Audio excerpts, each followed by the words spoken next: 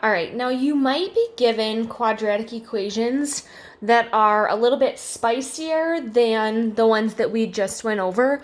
That's okay. You still have all the same tools that you know how to solve an equation that'll help you solve some of these, right? So if I take this one, for example, I have the quantity x minus 1 squared equals 25, and I'm trying to figure out what x is.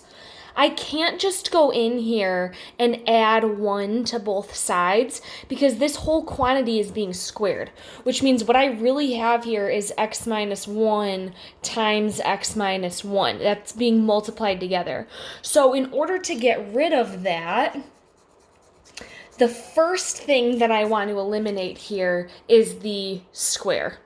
Right, I want to get rid of that first because then this becomes really simple. So where that was my last step to take the square root before, that's going to be my first step here because I can get rid of it and just have this quantity by itself. So take the square root of this entire quantity to eliminate that squared, and take the square root on the other side of your equal sign as well, right? That's going to leave me with x minus 1 equals, well, what is the square root of 25?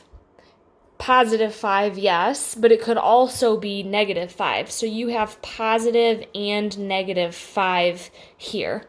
So what you're going to have to do is just break this off into two separate equations. Because this is positive, the statement from before still stands. There are still two possible solutions here.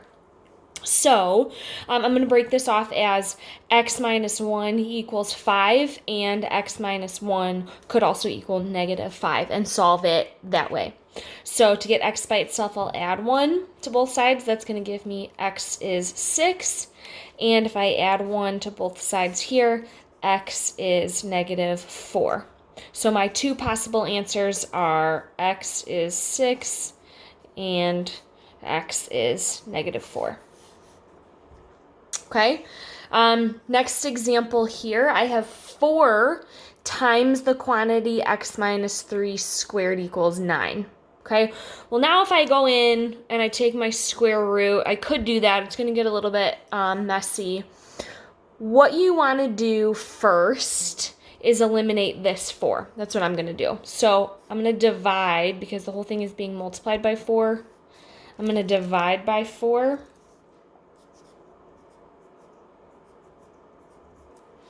That cancels this here, and I'm left with 9/4.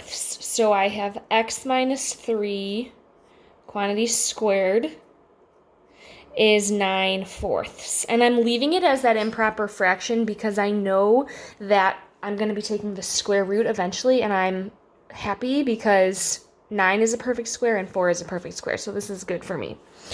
So now, just like the last one, what you're going to need to do here to get rid of this squared is take the square root of both sides. So that will eliminate my squared over here, and I will be left with x minus 3 is positive and negative, and now I would just go in and take the square root of 9 and the square root of 4 separately, because we're allowed to do that. You just learned in your notes from last week. You can just separate those out, right? So the square root of 9 is 3, and the square root of 4 is 2. So again, I'm going to take this and break it into two separate equations. I have x minus 3 equals positive 3/2, and I have x minus 3 equals negative 3/2. And solve it that way. So I'll add 3 to both sides.